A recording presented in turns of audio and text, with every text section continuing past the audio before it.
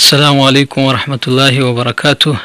نن موجود یم زمونږ د ضلع تورغر ډیر علمی شخصیت او ماشاءالله چې هغه علمی لحاظ سره تقوا پرهیزګاری په لحاظ سره او ډیر کمال والا سړی دی. علاقه جرګو مرکو کې الله ول ډیر مهارت ورکړی دی. نن راغلی و هغو سره ناسو مونږ وی چې یو څو خبرې یو څو تپوسونه ته نه وکړو او تاسو به هم هغه واورئ. او مولوي صاحب ستاسو ډیره مننه، ډیره شکریه چې تاسو خپل قیمتي وخت ویاست. مولوي صاحب د ټولو نه مخکې تپوس په ستاسو نه دا کوو چې تاسو خپل د ابتدایي تعلیم آغاز چې کوم دی د کوم ځای نه کړی او ستاسو اولنی استاد چې دی دا څوک و؟ زه خو د دې علاقې د چې څنګه طریقه ده نو ابتدایي قاعده سپارې او ناظري په لحاظ باندې زما پلار والد صاحب موږ کته پرې بانډه کې پاتې کېدو هغو نه خو قرآن وي خو بیا هغه ډېر سخت طبیعت یو نو هغه موږ وولو ډېر هغه موږ بوتلو زما مشر و نور شریف مولوي صاحب او حضرت شریف مولوي صاحب دا هغه خو پات شوي دی او ته موږ درې واړه یې بوتلو زموږ بابا او د نصر الله جان مولوي صاحب پلار و مولانا عبدالرشید دا نوم ډېر لوی شخصیت او علم ول الله پاک چې دی نه په دې فقه کې په علم نظم کې کله چې الله کوم مهارت ورکړی نو د هغه مثال چې دی نو ډېر کم به بېلوېږي. هغه د موږ ناظره د قرآن هلته ووي او د منیا او د خلاصې او نورلیزا دا کتابونه چې دی نو موږ د هغه نه هلته کې ویلي. بیا زما مشر ورور د هغه طبیعتي لحاظ د هغه داسې و چې هغه به ګرځېده ډېر د چون نه چې دی نو هغه ما ته ووي زه خو وړوکی وم ما ته ووي ګړۍ په ګړۍ کې سنځو ګړۍ کې صابیاک صاحب نوم یې دی ډېر لوی مشهور عالم و. په هغه وخت کې د هغه نوم ډېر زیات و. دا د طالبانو یو شوق کې چې موږ غټ عالم څخه لاړلې بلکل موږ خو د ابتدایي کتابونه ویل هغې سره خو د غټ علم څه تعلق نه و ولې زما د ورور شوق و موږ هلته لاړلو. سنځو ګړۍ ته چې کله موږ لاړلو نو تقریبا 11 ورځې موږ د هغه سره وو. زما ورور به کتابونه وي او ما ته به صابیاک صاحب منیا ویله. په 11مه ورځ باندې زما ورور وی ځو کونړي ته. په کونړي کې نوم د هغه مولي صاحب دی نه راځي چې الله ته پته د هغو به څه نومونه ډېر د وړوکوالي وخت و. موږ هلته لاړو نو هغه کونړي هغه مولي صاحب په هغه وخت کې پېښ نه و. د هغې ځای نه موږ لاړو دربند ته او د دربند نه چې دی نو موږ لاړو کراچۍ ته. د صابیاک صاحب چې دی نو کراچۍ ته ځي نو موږ په هغه پسې لاړو. توحید جومات د هغه لومبنی ابتدایي جومات و په هغې کې صابیاک صاحب پاتې کېدو. زما ورور خو د هغو سره کتابونه وي موږ به ولې لیکې غوښتې په کراچۍ کې. هغه میاشت موږ نه وه تېره کړه. زما ورور وی چې په منګوره کې یو لوی عالم دی رحیم الله مولي صاحب نوم یې دی هغه څخه ځو نو موږ د هغه سره را روان شو منګورې ته. په منګوره کې سیدو شریف کې مدرسه ده په هغې کې رحیم الله مولي صاحب دی او صدر به یې ورته وي چې د هغه نوم به څه و خو د کوهستان دا دواړه ډېر لوی لوی علما وو. نو د هغو سره زما ورور دا کتابونه وي داخله یې اخیستې وه. د سیدو سره چې دی نو په خوا کې هلته یو غر دی په هغې کې یو جومات و کلی و نو موږ به په هغه جومات کې پاتې کېدو. نو ما به ولې وظیفې غوښتې زما وروره صدیق الله مولي صاحب د ګړۍ دوی به چې دی نو سیدو ته مدرسې ته سبق له تلو. زما کشر ورور او زه موږ به په جومات کې ځان له دوی به راته کتابونه وي زما وروره د صدیق الله مولي صاحب او موږ به ولې وظیفې غوښتې. په دې کې د جلسه جوړه شوله په منګوره کې غټ هغه د اکبر مسجد باندې. نو شیخ عبدالسلام صاحب یې راوست.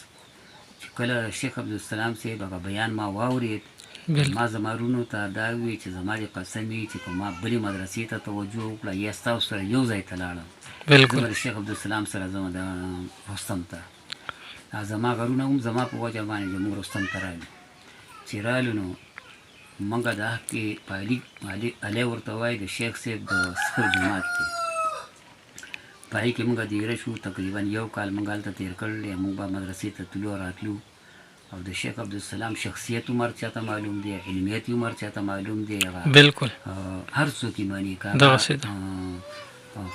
هغه د هغه دغه هم عقیدې ولئ او که د هغه مخالف وي، هر څوک د هغه شخصیت او علم د هغه ګڼي. دغسې د خصوص د هغه سره موږ علي کې موږ یو کال تېر کړو، نو هغه شیخ صاحب الله پاک په موږ باندې ډېر مهربانه کړه، هغه موږ مدرسې ته رابدل کړو. ښه جي. په مدرسه کې یو کمره یې موږ دپاره مختص کړله، نو موږ صدیق الله مولوي صاحب او زما دواړه وروڼه او زه او ګل محمد مولوي صاحب نوم یې دی، د کوترپاڼ کې به پاتې کېدو. دا کوترپاڼ د بخشاري سره چې دی نږدې یو کلی دی، د مولانا دلور خان صاحب سره به هغه پاتې کېدو. هغه هم د کونړ و، دی هم د کونړ دی، ذاتي دی د دیر دی، خو دا کال نه راغلي الله ته پته ده چې په څه واسطه به کونړ ته تللي وو. اوس هم هغه د رستم د مدرسې ناظم دی مولانا ګل محمد. موږ دا کسان او د شراکوټ کې مذهبي مولوي صاحب دا موږ چې دی نو په مدرسه کې دننه په کمره کې به پاتې کېدو. نو تقریبا 7 کاله ما چې دی نو په رستم کې دا فنون ټول ما د شیخ عبدالسلام په مدرسه کې ویل دي. او مشکات ته به د هغه موږ هغه به د هر دغه طالبانو شوق دا و چې شیخ صاحب په دې مشکات کې به د هغه ډېر یو مهارت الله ورله ورکړی و. تفسیر خو د هغه فن و. بالکل. موږ به هغه تفسیر به توجه بار بار کېناستو، په رمضان په دوره کې هم او عام کال کې به هم یو مشکات ته موږ کېناستو. نور د مختلفو استادانو سره لکه شیخ عبدالباقي صاحب د بیرو او دلور خان مولوي صاحب دغه د کوترپاڼ د ذاتي د افغانستان و، خو په کوترپاڼ کې امامتي وه، نو هغې کې به په کوترپاڼ ملا باندې یادېدو. او یو احسان الله مولوي صاحب هغه چې دی نو د دې هغه هم دغه دی د دې رستم د علاقې دی سودم، نو هغه به سارمال په سایکل باندې راته. دا مې خصوصي استادان دي. مولانا نورالدین د کوستان دا زما د منطق استاد دی. 3 کاله یې را باندې سلم داسې یاد کړی و لکه مونځ چې تللی و، وړو ته یادي، خلکو ته یادي. نو په قیل قلنا سره د دورې په کال باندې به ما به سلم بیا هم چې دی نو لکه اړو راړو. یو شپه ما چې دی نو رسول الله صلی الله علیه وسلم په خوب کې ولیدو. هغه ما ته وی صرف اشاره یې وکړه خوې ته به راځې. ما ورته ویې زه رسول الله صلی الله علیه وسلم یم. ته په منطق کې دومره کوشش کوې چې زما د حدیثو په دوران کې ته بیا هم دغه منطق چې دی نو هغه ځان له دې موازي مقرر کړي، منازل یې په سلم کې مقرر کړي چې د دې ځای نه د فلاني ځای پورې دا به یوه شپه تکرار به دې کوو، بله شپه دا شانته. ما هغه منطق چې دی بیا پرېښود رسول الله صلی الله علیه وسلم په هغه اشاره باندې صلی الله علیه وسلم. نو بیا مې د هغې دغه نه کوو، ولې هغه دغه کې مې دومره توجه الله پاک راکړې وه چې ما ته به یې په فاروقیه کې کتابو کې کیړه وي. ښه جي. چې کله کراچۍ ته لاړم نو د رستم نه چې دی نو زمونږ فراغت کېږي. مولانا نورالدین زما خصوصي استاد و. نو هغه ما ته ویل تاسو منطق زما سره ښه ووي، او تاسو به زما د استاد نه قاضي مبارک او حمدالله او میرزاید مولا جلال خیالي او دا به تاسو زما د استاد نه وایي. نو مونږ چې دی نو په 86 کې لاړلو دغه ته تعلیم القرآن راجا بازار ته. ښه جي. مولانا فضل حق سره مونږ کال ډک کړو. نو قاضي مبارک او حمدالله دا د کوم سن خبره ده جدي؟ دا د 86 کې. ښه جي. او دا میرزاید مولا جلال خو موږ رستم کې هم ویلو، خو بیا د هغو سره موږ بیا یو خیالي دا کتابونه په 86 کې د منطق ته دوره موږ هلته وکړله. نو د هغې ځای کې تقریري امتحان و. په هغه تقریري امتحان کې شیخ فضل حق صاحب چې دی نو شیخ عبدالسلام صاحب یې زموږ امتحان له راوغوښتو. ښه جي. ما په قاضي کې چې دی نو یو خاص ځایونه کتلي وو. ما یې الله پاکه چې شیخ صاحب دغه ځای راواړئ، ما خو ډېر یاد کړي وو. ښه جي. نو یو ځای کې موږ ته شیخ فضل حق چې دی نو په هغې کې د یو اعتراض چې دی نو 10 جوابونه کړي وو. ښه جي. نو کله چې شیخ صاحب ته ما چې دی نو هغه ځای قدرتي طور سره الله پاک چې دا حق ځای راواړو، زه خوشحاله شوم چې شیخ زما نه تپوس وکړو. ما د هغه یو جواب چې وکړو، دویم جواب مې وکړو، ما ته یې دا دواړه جوابونه غلط دي. ښه جي. او د دې ځای ما چې د خدا خو موږ ته شیخ المنطق دا جوابونه کړل دي. مولانا فضل حق ډېر ماهر او په منطق کې او کار ستړي، خو هغه پې داسې اعتراضونه وکړو چې زه حیران کړم. نو شیخ عبدالسلام ما ته وویل چې د دې ځای حل ته زه کومه، خو که ته په ما باندې چای څکوي، لکه دا د هغه یو مزاقي خبره وه. بالکل. ما چای نه ته د رستم نه راغلی، موږ به باندې چرګ خورو، خو ته ما ته د دې ځای اوس حل وښیه. نو هغه ما ته داسې طریقې باندې هغه ځای حل کړو چې زه د هغه علم ته حیرانه شوم چې دی خو په منطق د ده فن نه و. هغه ما ته ویل چې موږ د منطق چې کوم دی نو ما د عبدالسلام ګناهګر والا چې کوم مشهور منطقي و، ما منطق ته هغه نه ویل د رستم په زړه مدرسه کې. او شیخ عبدالسلام په منطق کې هم دومره مهارت و د هغه چې د هغې مثال هم زه نشم ویلی. د هغې نه چې کله زمونږ فراغت دغه نه وشو نو زما سره یو ملګری و زرفرین نوم یې و د بډګرام چې دی نو کولۍ کلی دی د هغې نو هغه ما ته وی چې دوره حدیث به کوو او موقوفن علیه خو یو ځای به یې وایو. موږ لاړو نو دا صدیق الله مولوي صاحب په پاپوش کې قبرستان سره یو جومات دی په هغې کې امام و. نو سړی خو خپل کلیوات ته ځان رسوي وه چې دی زما د ده په واسطه باندې زما په غټه مدرسه کې داخله وشي. نو ما ده ته وویل چې ته زما سره لاړ شه او که زما داخله په نیو ټاون کې وشي ما له خط زما بېکاره دی یو ما له اردو نه راځي اوس هم زما خط بېکاره دی او اردو هم نه راځي او د کراچۍ په مدرسو کې د دې دوو څیزونو ډېر غټ ضرورت دی بالکل یو خط او یو چې دی نو دا اردو.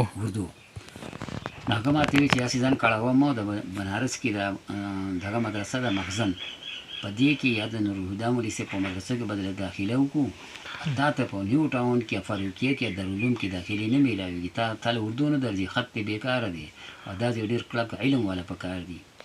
دې زما سره لا نه له زه لاړم چې دی نو زرفرین ما ته ټلیفون وکړو موږ لاړلو نیو ټاون کې نو ما هغه ته وویل چې هلکه زما څخه دا 2 کمۍ دي خو یو 2 رکاته کوو او صلات حاجت چې الله پاک موږ ته چې دی دا کار اسان کړي. زرفرین مولوي صاحب ما ته وویل چې زه په رکاتونو ځان نه پاس کوم. زه لاړم 2 رکاته مې وکړو نو مفتي ولی حسن ټونکیس کا چې دی نو زمونږ امتحان و چې کله هغه ته زه کېناستم نو هغه ما ته ویلې اچھا پړو ما د هدایه عبارت شروع کړو ما ته یې اوس ترجمه وکړه ما ته یې چې ترجمه خو ماله نه راځي په اردو کې نو ما ته یې ته به څه کوې چې امتحان به کې به ستا بیا څه مسله وي نو ما ورته یې زه په عربۍ کې پرچه لیکم ما ته یې عربي راځي نو ما ورته ویل الحمدلله ما یې لیکل پې کولی شم نو هغه ما ته یې ویل چلو زه چې راپاڅېدم نور تپوسونه یې ونه کړل نو خفه شوم ما زه خو پیل شوم ولې ما ورته خپله کمې وښوله نو زه رالم نو دې کې زرفرین دننه شو امتحانګاه ته نو هغه تقریبا داسې نیمه ګنټه یا څه د پاسه یا څه لږ کم چې دی نو هغه ایثار شو چې راووت نو دا سترګې یې سرې دي او ډېر غوسه و خفه و ما ورته یې هلکه ولې سړی دومرې تپوسونه یې کوله داسې یې تنګ کړی وم په الله یقین وکړه دا خو امتحان نه دی دا خو لکه پوره جیل دی نو هغه مایې مایستې ده نو سار شو نو چې بوټ له لاړو نو زما په دغه کې په بوټ کې راغلی فایز زرفرین ته یې لیکلي و راسب زه خوشحاله شوم لکه ته امتحان دغه خو مې وشوه داخله نو هغه ما ته ویل تا زما سره دا وعده کړې ده زه به دارالعلوم ته موږ دارالعلوم ته لاړو نو هلته کې مولانا عزیز الرحمن صاحب دا ډېر سخت مزاج انسان دی ډېر پښتون د سواد دی خو په اردو کې نه په غیر چا سره خبره نه کوي هغه سره زموږ امتحان راغی نو ما بیا 2 رکاته وکړه زرفرین ویل چې زه په رکاتونو ځان نه پاس کړم بیا نو هغه بیا چې موږ کېناستو چې ما عبارت وي نو ما ته یې ترجمه وکړه ما ترجمه مال نه راځي د مفتي ولی حسن په شان ته چې یا تپوسونه یې رانه وکړو نو ما ته یې چلو زه رالم زرفرین هغه هم تنګ کړه سار چې موږ بوټ له لاړو نو زما په فایزینو کې نوم و د هغه په راسبینو کې نوم و هغه ما ته یې فاروقیې ته ځو فاروقیې کې چې دی نو حمیدالله مولوي صاحب نوم یې د دې جدوبا د مارتونګ و که په دغه ځای کې خو د بسخیل و دا ډېر سخت مزاج و او منطقي و نو هغه زموږ نه امتحان واخیستو زما داخلۍ مشروط ولیکله ولې ما له خو دا 2 کمۍ وې په ما کې زرفرین چې دی نو هغه پیل شو نو هغه ما ته تا زما سره خپله وعده وپالله او زه اوس ځمه جامع اشرفیې ته لاهور ته او ته دلته پاتې شه نو زه پاتې شوم نیو ټاون ته رالم ما داخله سړی خو د غټې مدرسې کوشش کوي بالکل نیو ټاون کې ما چې یو 14 ورځې سبق وي نو بابا ادریس او د مفتي ولی حسن ټونکي صاحب چې دی نو د هغو په خبره به سړی نه پوهېدو لکه حاجي عبدالوهاب صاحب به چې په دې اخر کې را بیان کوو نو اندازه به سړي ته نه لګېده چې دی څه وایي څه نه وایي ما زه خو تبرک له نه یم راغلی زه خو علم له راغلی یم د مولانا ادریس میرټي نوم یې زما خیال دغه به د دې سلیم الله خان صاحب شیخ الحدیث نه مخکې د وفاق المدارس چې دی رئیس هغه و دسخط په دغه چلېده بابا ادریس لوی شخصیت و نو هغه زه لاړم دارالعلوم ته دارالعلوم کې ما سبق وي نو خو خوشاله وم. رفیع صاحب دي، تقي صاحب دي، خو مشهور علما دي، مشایخ دي د دې زمانې، خو شیخ الاسلام دی. په دې کې زمونږ ملګري ټول غني احمد مولي صاحب دی، اوس یې په اوبۍ کې دی، شاد محمد مولي صاحب دی. موږ چې د رستم څه ملګري وو دا په فاروقیه کې وو. نو هغو ما ته ویل چې مولي صاحب په دغه کې چې کومه چرچه ده فاروقیه کې، مفتي نظام الدین صاحب او د شیخ سلیم الله خان صاحب، سلیم الله خان صاحب سره مشکات ډېر په مزه باندې وایي، د مفتي نظام الدین صاحب سره هدایه ده. یاره موږ ټول ملګري یو ځای، ته بل ځای، دا مو خفه یو په تا پسې. نو دلته زما داخله مشروط ته، هلته خو زما داخله پخه وه. نو زه خفه وم، ولې ملګرو راوستم فاروقیې ته. فاروقیې ته موږ راغلو. نو سیماهي کې چې کله امتحان وشو، الله پاک زه په جامعه فاروقیه کې په موقوف نارې کې اول نمبر ماته الله نصیب کړ. ماشاءالله. نو زما داخله خو مشروط ونه. مفتي نظام الدین صاحب په انعام کې مالا معارف الحدیث او احیاء العلوم او دغه معارف الحدیث او احیاء العلوم او دریم کتاب فتاوی رحیمیه، دا درې کتابونه هغه مالا په انعام کې راکړل. ماشاءالله. لکه یو خو زما ګیره هم نه وه پاتې، ته وړوکې او غټ غټ طالبان دي او تا اول نمبر واخیستو. نو هغه خوشحالي خو ماته الله پاک نصیب کړله. نو په دې کې غرمې ډوډۍ ته موږ ناست یو. نو د کنار محمود عمر مولي صاحب نوم یې دی، او اوس هم الله پاک د ولایت ژوند نوم کې برکت واچوي، اوس هم زنده دی، ژوندی دی. نو دې کې موږ ډوډۍ ته ناست وو، هغه بار نه چې دی نه یو غټ ډانګ یې راواخیستو، په ما باندې یو دوه ګزاره وکړو. هغه ملګرو موږ خلاصې وشو. نو زه خفه شوم چې څه مسله خو زما ده نه ده راغله چې څه ګناه باندې. نو د دې بډګرام چې دی نو مفتاح الدین مولي صاحب نوم یې و. نو هغه ته ما ویل ملکه ته ده نه تپوس وکړه چې ده په ما دا ګزار ولې وکړو. نو هغه وویل چې دی ولې اول لاغل دی. دا اوس مسله وه چې دی په مدرسې کې ولې اول لاغل دی. دا خو زمونږ یو قسم له یو تربوري غونې دا سنځې او مداخل دی، دی پکې اول لاګي. او حابیل قرباني ولې قبول شوه. وی چې لکه دا خو ته ډېر حسد کوي، تعصب دی وکړو، بد دی وکړو. الله پاک چې دی نو زما که بدله د هغه نه پاسات واخیسته. په دې کې چې دی نو دغه ټلیفون ورته وشو چې پلار دی په پېښور کې پروت دی، هغه ته راشه د هغه خدمت له. هغه لاړه، پلار یې بیا وفات شو، 3 میاشتې دی نه و. راغې زما نه بیا معافي وغوښتله. نو مفتي نظام الدین صاحب دی او شیخ سلیم الله خان صاحب دی په ما باندې دومرې مین و، مینه به یې راکوله چې د هغې زه څه نه شم ویلی، مثال یې نشم پېښ کولی. مطلب ستاسو استادان دي؟ دا زما استادان دي. نو په شیخ سلیم الله خان صاحب به زما اردو ته ډېر خوشحالېده. نو ما ته به وي وټو سکي توحید والا، ما ته نو هغه به چې داسې سمول الموتا مسله به راله یا د حیات النبي، نو ما به په هغې باندې اعتراضونه کول. نو خو ډېر لوی یو دغه خو ما چې کومه دغه به و نو هغه به ما چې هغه به یو جواب کوم، ما په هغې باندې بل اعتراض کوو، داسې و. نو هغه به ما ته بہت ګړبړي ادمي ما ستا جواب ونه کړه که نه. زما نه ډېر خوشحاله و، ما ته به یې کتابو کې کیړه وي. بل مولي صاحب یو ستاسو په حوالې سره دا مشهوره ده چې مولانا منظور مینګل صاحب او ستاسو چې تاسو مطلب کلاس پیلو یې، د خبرې حقیقت سره تعلق شته؟ او ولی خان مظفر او منظور مینګل او زه دا موږ یو کلاس پیلو یو. ښه ماشاءالله. بیا د یو ځل چې دی نو د انور مولي صاحب اوس شیخ الحدیث دی د جامعه فاروقیې، د هغه په نګرانۍ کې زما د منظور مولي صاحب، زه سبحان الله د علایي اوس په پیانډۍ کې چې دی نو مدرس دی په یو مدرسه کې. موږ بریلیان مقرر شو، مناظره ده تدریبي، او منظور مینګل او د مټي عزیز الله مولي صاحب دا چې دی نو دیوبندیان په نور او په بشر باندې مناظره وه. نو ما دې سبحان الله ته وی چې هلکه ستا تره په د سبحان قادري سره مدرس دی، زه د بریلیانو یو کتاب پیدا کوو، اوس خو د دې څه مواد نشته دی. نو موږ لاړو، د مقیاس حنفیت کتاب دی د بریلیانو، هغه ما واخیسته، موږ رالو، مطالعه موږ وکړه په نور او په بشر باندې. او منظور صاحب د خو ځان تیار کړلی، چې کله مناظره شروع شوله نو هغه منظور صاحب مدعي د دې و چې پیغمبر صلی الله علیه وسلم بشر دی، او زما دعوه دا وه چې رسول الله صلی الله علیه وسلم په اعتبار د ذات سره هغه نور دی، بشر نه دی. نو دا هغه چې خپل دلایل وي، نو د قرآن دا څومره آیاتونه چې کوم دي، انما انا بشر مثلکم دا، او سبحان الله ذی اسرا بعبده، دا عبد دا لفظ دا خپل د مدعا د اثبات لپاره دا دوه چې دی نو دغه دلایل پیش کول. ګوره قرآن کې ورته عبد ویل دي او بشر یې ورته ویل دي.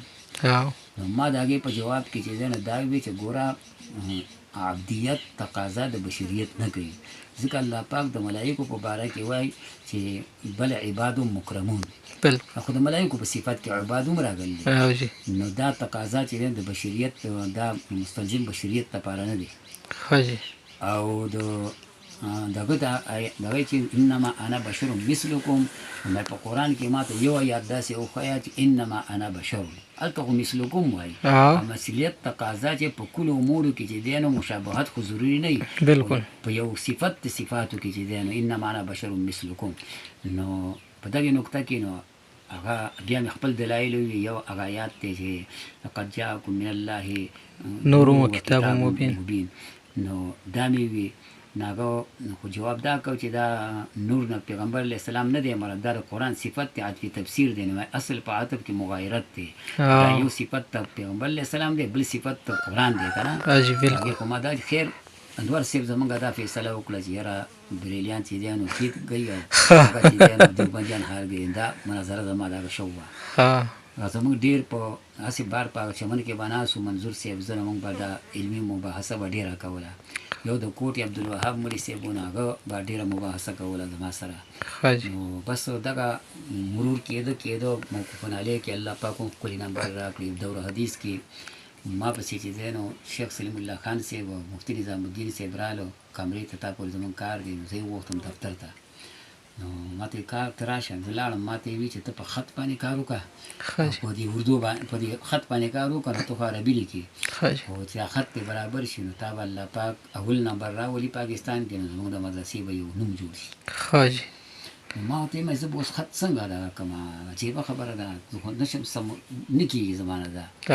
بیا هم الله فضل دی چې دی نو په هغه وخت مناسب د جامعه فاروقیه کې زه اول په دوره حدیث کې د پاکستان په لحاظ سره چې دی نو زه په هغه درجة الشرف کې اعلی هغه اوسط نه و، هغه دریمه مرتبه کې چې دی نو زما لکه په درجة الشرف چې ورته وایي نو په هغې کې زما د الله فضل هغه نمبر یې راکړی وي. ماشاءالله. بیا د هغې نه په دې منځ کې لکه د بخاري هغه ششمایي امتحان کې ملګري ناست وو، پارچه راغله، مفتي نظام الدین صاحب تقسیم کول د پارچو نو ټولو ملګرو چې دا پاڅېده چې دا مونږ لکه دا ګرانه ده، مونږ یې نه حل کوو، مونږ ته دا سوال یې بدل شي. مفتي نظام الدین صاحب چې زما خواله راغی نو ما پرچه شروع کړو، نو ما ته یې وی تا ته یاده ده؟ ما یو بالکل ما ته یاده ده، الله فضل دی. نو هغه اعلان وکړه چې پرچه به حل کوو یا به دې کسان ناست یې حل کوي. نو په هغې دغه کې هغه ما ته قدرت داسې کول، سهار لمونځ چې ما وکړو نو زما د سهار لمانځه نه وروسته زه ویده کېږم نو هسې مې ډډه ولګوله، زما سترګې لګېدې، نو ما خوب ولیده، پرچه ما ته الله پاک وښوله چې زه لاړم، ما زر زره کتاب وکړ په هغې باندې چې ما هغه دغه مې هم واخېستو. ماشاءالله. نو په مدرسه کې د الله فضل دی ما ډېر ښکلی د عزت وخت تېر کړی او ما ته به یې کتابو کې کړاوي. مطلب ستاسو فراغت هم د جامعه فاروقیه نه دی؟ فاروقیه نه دی. په 88 کې زما فراغت دی، نو بیا موږ په تخصص کې داخله وکړه. نو مفتي نظام الدین صاحب او د عادل صاحب په منځ کې څه لږ غونې مسله راغله. د مفتي نظام الدین صاحب نیو ټاون والو بوت، نو موږ خو دغه شانته چې اریان پاتې شو. نو موږ خفه وو چې اوس څه چل وکړو، نو موږ پسې نیو ټاون ته لاړو. نو په نیو ټاون کې په هغه وخت کې د مدرسې خپل کسان د تخصص کې پوره نو موږ داخله نه راکوله. نو مفتي نظام الدین صاحب موږ په خپل ګاډي کې کېنولو او راوستو جامعه حمادیې ته، او هلته دغه مفتي عبدالرشید نوم یې و، که عبدالرشاد نوم یې و، خطا کېږم که عبدالرشید نوم یې و، هغوی دا زما استاد دی، هغوی تاسو به تخصص ته ده سره کوئ. نو موږ په جامعه حمادیه کې د تخصص داخله وکړله.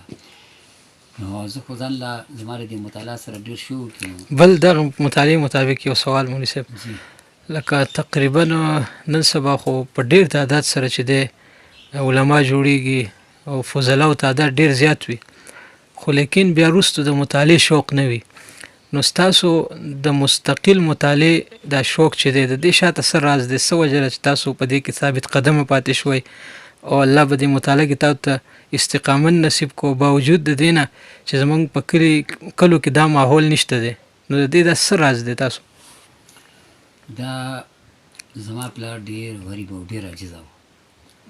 نو زما پلار مونږ سره لکه مونږ رستم ته لیږلو نو کته خوړو ته خوړ راځي زمونږ په لار په منځ کې نو هلته یو غټه ګټه ده زما پلار به پې اکثر چې خوړ ته به لاړ نو په هغې به یې لمونځ کوو په هغې باندې چې زمونږ سره یې د الوداع کوله سلام یې کوو او دې کور ته واپس کېږي او مونږ رستم ته لیږي نو زما پلار ډېر وچاړل جړلې نو د هغه سره په هغه وخت کې ویسټرن ګړۍ چې دا مشهورې ګړۍ وې نو هغه یې ویسته د لاس نه او زما د دواړه وروڼه د خو زما نه مشرانو زه پکې وړوکی وم نو دوی ته یې سوال وکړ د ده د لاس نه به دا ګړۍ نه وباسئ او ما له یې 10 روپۍ راکړې په هغې وخت کې د نګرۍ نه 2.5 روپۍ ټکټ چې دی نو رستم ته به کېدو نو وی دا 10 روپۍ د ده دي تاسو به ما ټکټ درکړلی او د ده نه به پیسې ګورې اخلی نه نو د هغه جړا ما ته دومرې د هغه شوه چې زما وروڼو به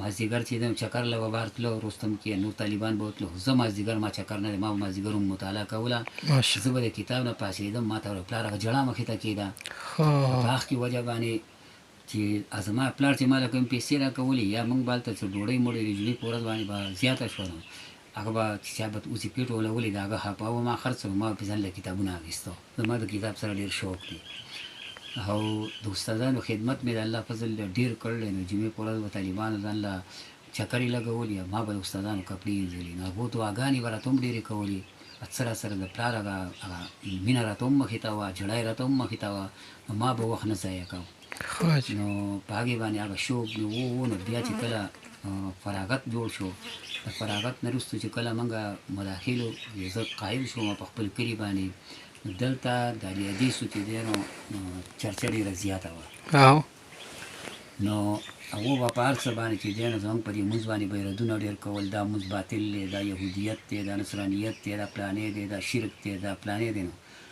موږ د هغې لپاره چې دی نو تنظیم جوړ کړو زه د هغې امیر مقرر شوم په ما باندې ذمواري ډېره زیاته شول د مناظرې تیارې کول او دا کتابونه کتله خو باعث ډېر غټ جوړ شو مخکې مو شوق ولی اوس باعث جوړ شو بالکل هغو د مناظرو دپاره تیارې د الله فضل دی چې موږ ډېرې مناظرې کړلې په دې میرا باندې ښه کړله په سونیا باندې ښه کړله په پلوسا باندې کړله په کنار باندې کړله په دربند باندې کړله ولې د دربند دا جو امن سامنے شو پوره مناظره شو ده په دې نور ځایونو کې دربند کې چا سره ستاسو مناظره وه دغه سره د حکیم محمد ناصر سره حاجی دغه سره زما مناظره وه دا په یو خاص مسله وه که نه په مذهب په تحقیق وه دا د سار د سنت چې پاتې شي نو دا به قبل طلوع شمس به یې کوي که بعد طلوع شمس به یې کوي حاجی نو زموږ دعوه دا وه چې بعد طلوع شمس به او حکیم صاحب وی چې دا قبل طلوع شمس چې دا به کېږي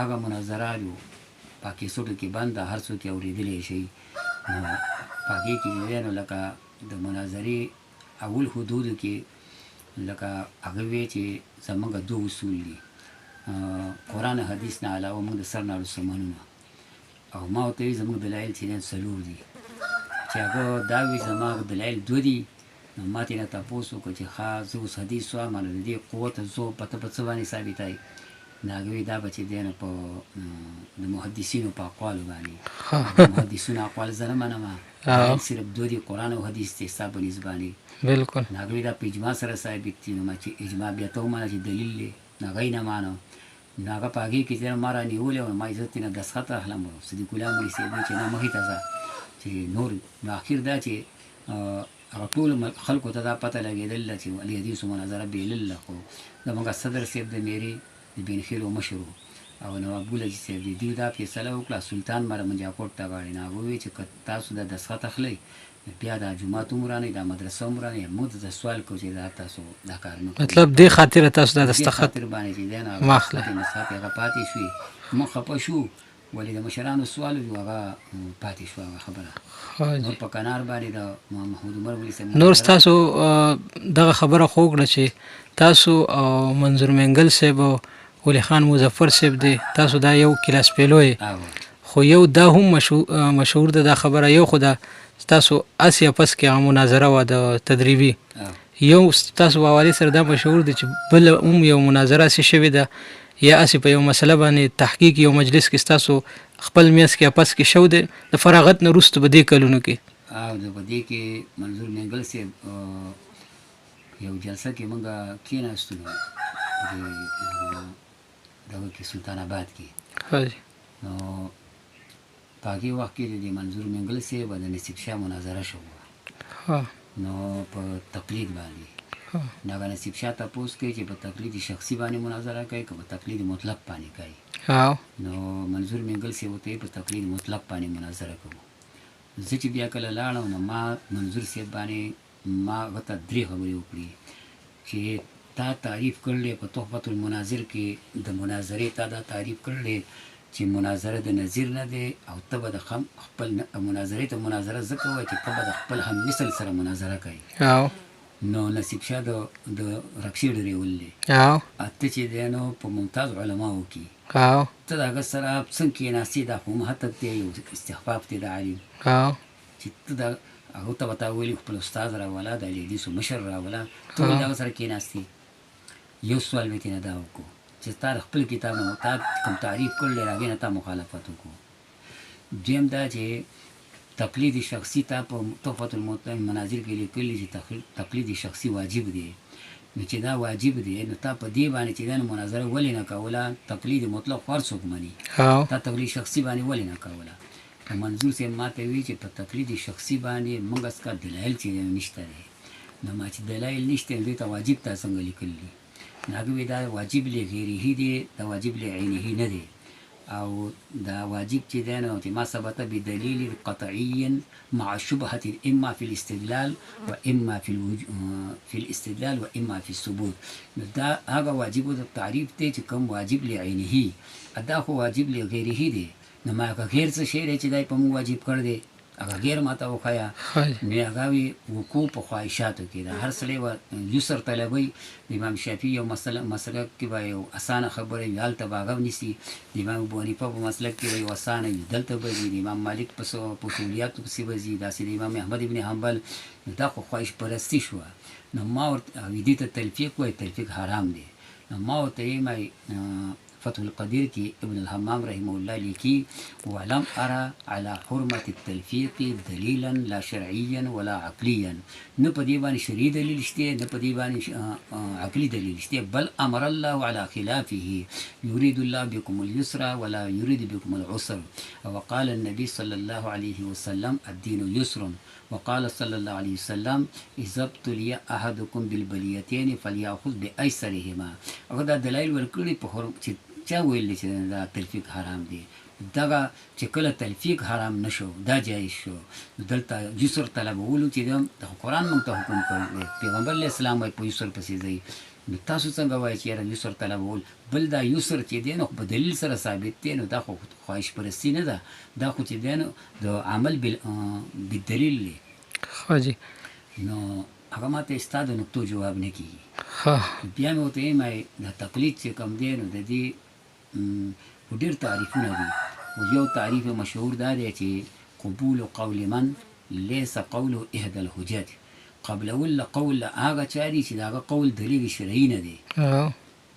نو اوس دلته قول مجتهد خو دلیل دی دلته دا تعریف خو نه صادقېږي په دې باندې. یو مې دا اعتراض وکړو. دویم دا دی چې څوک دا تعریف کوي د تقلید چې التقلید قبول قول الغیر من غیر مطالبة دلیل یا من غیر من قبول قول الغیر قبول قول الغیر من غیر دلیل دا من غیر دلیل یا بغیر مطالبة دلیل دا جاری مجرور متعلق غواړي. د دې متعلق مخکې د 2 څیزونه دي یو قبول دی یو قول دی. نو که په قول پورې چې دی نه متعلق کوي نو ما دا قول بې دلیله دی چې کوم موږ اتباع کوو تقلید یې کوو نو بیا خو د قرآن خلاف راځي چې ولا تقف ما لیس لک به علم چې دلیل نه وي بیا به خو د هغې تقلید به په هغې پسې به نه ځي اتباع به نه کوي د هغې. او که دا په دې قبول پورې متعلق کوي نو د دې معنی دا شوه چې دا قبلول بې دلیله دي. بیا دا دومره کتابونه څنګه لیکلی شوي دي الکلام المفید او تقلید کې شرعي حیثیت یا عقدالجید یا بل چې دا د تقلید په ثبوت کوي چې دلیل پرې رښتیا دی نو بیا دا لیکل څنګه دي او دوی ته تقلید شرعي بیا څنګه وایي ولې دا خو بیا ثابت بدلیل نه شو. نو منظور صاحب په دې کې ماله جواب را نه کړو. دا زما اوس هم زه چې کله علما کېني زه ترې نه د دې 3 خبرو تپوس کوم زه د دې ماله تاسو جواب راکوئ. جواب چې دی نو ته اوسه پورې چا نه دی راکړه. ولې علما شته کیدای شي جواب راکړي. ماسک یې جواب شته. جواب چې دی نو هغه چاته نه وایم. ته یو عالم یې نو کتاب یې وویل تا ته به وښیم هم فتاوی رضیه کې د دې جواب شته. فتاوی رضیه د احمد رضا خان بریلي صاحب. لکه مولوي صاحب تاسو یو خبره کړې وه لکه مطلب د احمد رضا خان صاحب د علمیت په حوالې سره چې هغه د علمیت نه متاثره یې اگر چې هغه یو جدا مسلک سره تعلق دی خو نو مولوي صاحب علم ځان له شی دی او بالکل او نظریه عقیده ځان له شی دی. دغسې ده. لکه که زه چې زما څومره مطالعه ده که نه نو زه خو د خپل زه مطالعه زه نه عالم یم نه چې دی نو دومره مطالعه لرم. خو منظور مینګل صاحب د فاروقي نه په دې باندې وتېری چې هغه وي په ایشیا کې د احمد رضا خان بریلي صاحب په شان عالم نه دی تېر شوی. په دې باندې هغه د فاروقي نه چې دی نو وتلی دی. زما چې څومره تجربه ده نو زه وایم چې احمد رضا خان بریلي صاحب چې کوم څومره علمیت الله هغه له ورکړلی نو په ایشیا کې داسې عالم نه دی تېر شو. دومره لوی علمیت له الله ورکړلی او عقیده ځان په ډېرو مسلو د بریلیانو باندې هغه دومره تحقیق کړی دا ټولې شرک چې دا ثابت کړلی دا شرک دی دا شرک دی. یو ځای کې چې نه چاته څوک تپوس کوي چې د قبرونو له د زنانه وتلل چې دی نو څنګه دي نو هغه وایي د زنانه وتلل چې دی نو قبرستان ته تلل دا هم حرام دي. 12 مقامات یې نور ذکر کړي دې ته تلل دې ته تلل. دا بیا ترې څوک تپوس کوي چې د قبرونو باندې دا مټیان یې کېښودل هغه وایي دا چې دی نصرانه ده غیر الله په دې باندې هم رد کړلی. داسې په ډېرو خبرو باندې هغه ډېر ښکلی تحقیق کوي. لغوندې به دغه تقلید په باب کې ښه